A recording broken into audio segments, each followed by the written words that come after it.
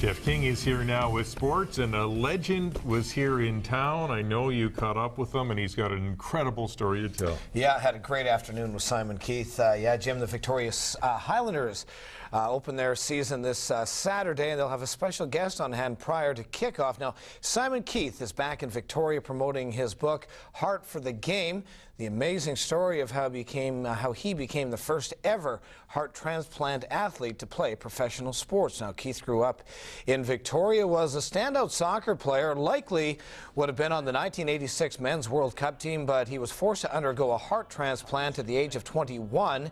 Keith moved to England, got that operation, but kept his soccer dream alive and went on to play professionally in the CLS with Winnipeg and then the Victoria Vistas.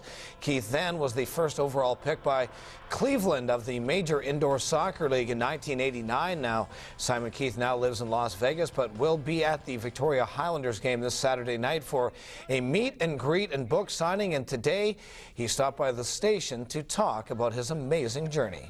You know, you hear this word heart transplant, and it doesn't really register until they sit you down and they say, okay, you need a heart transplant. That's pretty shocking. Yeah. And, you know, it was what it was. It threw me for a loop for about literally an hour, and then got back on the horse and said, okay, let's go. Where do we go? How do we fix this? Mm-hmm. One of the chapters in the book is called The Power of Stupid. And I was able to use the power of stupidity back then because I was just so focused on returning to my life that I didn't think about it, right? You don't think about doing something unique. It was, I want to get back to being me, and being me was playing the game at a high level, and so that's what I did. It was a very simple equation for me. Now, after 25 years of not knowing whose heart he had received, Simon decided that in order to write his new book, he wanted to meet the family of his donor. Now, it turns out they live in Wales, and the donor passed away while playing soccer at age 17, and meeting his father was a life-changing experience. For 25 years, I never really talked about my organ transplant. I just didn't do it.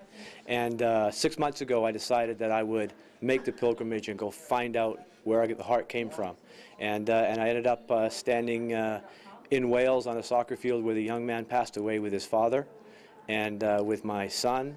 And it was an incredible, incredible life moment.